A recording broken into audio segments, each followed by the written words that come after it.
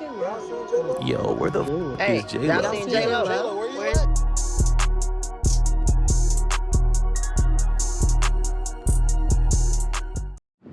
What's Gucci YouTube? It's your boy J-Lo here again, back with another video, and I hope this win is not messing this video up, but I got a little something different for y'all today. Y'all know I have impulsive problems, and with that being said, I went and bought another vehicle.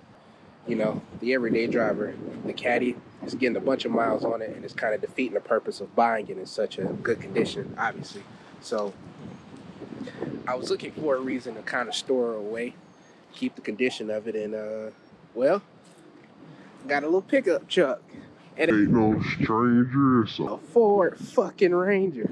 This has been featured in videos before, kind of just sitting in the background, not moving, and it's had a few issues. One issue being, if you go on the inside and see, it's not terrible. It's actually more parts on that side too, but it's a 5-speed manual, and if you push that clutch down, it just kind of stays down right there. And that was the biggest problem as to why I wouldn't move, which it can still drive. It just becomes a pain in the butt when you try to switch gears and your clutch stays at the bottom and you got to use your foot to finesse it back up. So that was one of the major problems. And the other problem is this right here. Let me go around to the front and show y'all. I was messing with it the other day. It will fire up, but I have to redo that connection there for the positive harness. I do already have a new battery terminal, so I have to connect those two together. And the last mechanical thing that's wrong with this vehicle is the emergency brake. The cable on the emergency brake snapped, so you see that's pinned to the ground. And if you back up a little bit, you can see that hanging right there. That's just a clip to go from the front to the back, so I have to rerun that as well. And the buttons on the steering wheel. It's just little cosmetic things. Mechanically, the car is sound. It will need a good washing. I'll probably redo the bed with some liner or something to that degree, just to make sure I don't do any more damage than it's already done in the truck. But it'll be probably just like a little drive around part getter.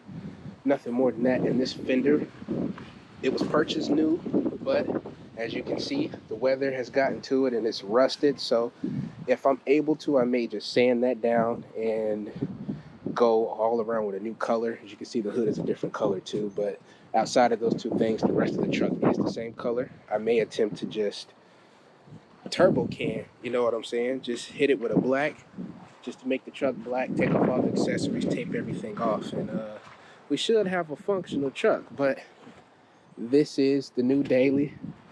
You will see a bunch of videos on it, just getting it up to par. And of course, there's nothing to write home about, but it is a part getter. I now have bed space where I can go to pull apart, pull major parts, and be able to haul them back and forth. So there we go. I have been doing more work on Geneva. Let me see if I can go over here.